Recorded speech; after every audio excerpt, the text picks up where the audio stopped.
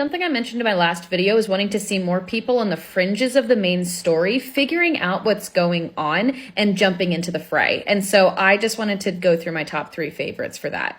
Obviously, I think Scott Clark is a great candidate for that. I just feel like there's no way at this point, having been called so many times for very specific questions just before something very weird happens in Hawkins, for him not to have a theory about it just seems odd to me. And I love the idea of them calling him up with just another hypothetical and him cutting them off to finish the question and saying, yeah, I was thinking the same thing, and what if, and having it just sort of explode from there. I also think Holly Wheeler is a great candidate for this. However old she's supposed to be in the show, by season 5, she's fully old enough to start commenting on all the weird shit she's seen and overheard her whole life now. And I really love the idea of the group having some debate over like what's going on and her piping up with like a comment on how 2 things might be connected and them just not having realized that she was sitting there the whole time like she has been since season 1. The third person is Wayne, and before I talk about exactly why, I want to take a detour to talk about Steve for a second. What a shock from me. So these may be a little hard to read, so I'll also transcribe them in the comments, but what I love about these 2 Tumblr posts is that they really encapsulate my favorite meta qualities about Steve, which is that he's almost genre savvy by nature of being a transplant into it. And with Wayne, I really like the idea of him being similarly genre savvy, but kind of on the other end of the spectrum of it, him understanding things by being like absolutely native to and plugged into his surroundings. Like if Steve is a John Hughes character who is very aware that he's in a horror movie, Wayne is like a veteran Stephen King character who knows what's going on around him.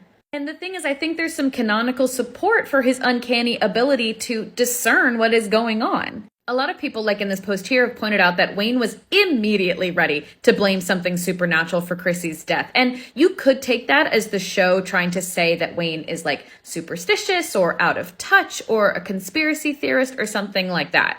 But the thing is, not only was he right that something supernatural was going on, but he was dead right that it was specifically involving the Creel family.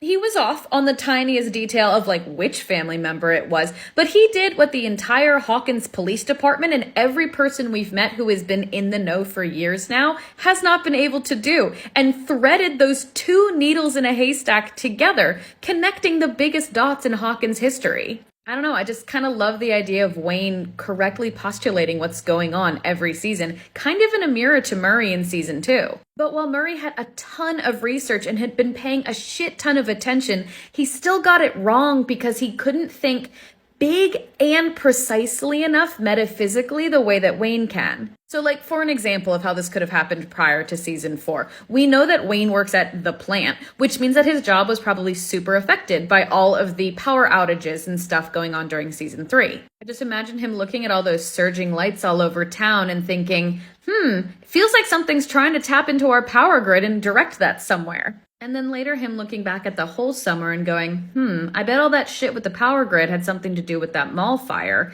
But that didn't seem like an electrical fire. Plus all those people seemed to wander off from their cookouts and parties and just ended up at the mall. I'll bet some weird evil shit was going on again because this town is rotten. And again, just in contrast to Murray, I kind of love the idea of him not really having any tangible evidence, but having pure instinct and just bullseyeing it every time.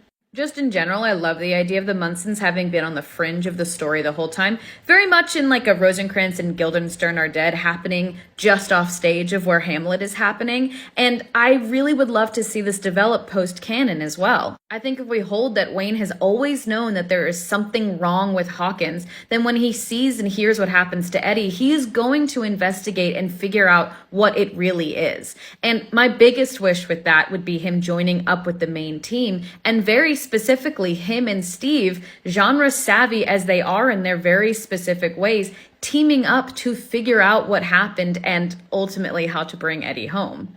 But yeah, so those are my 3 favorites to think about in terms of like weaving people into the narrative we already know. And I'd love to hear if there are other people you think have been just off screen and like could step a little bit more into frame. And again, I love the idea of the Munsons having always been just out of sight. So if there are other places that you think it'd be cool if they had been involved in, I'd love to hear it.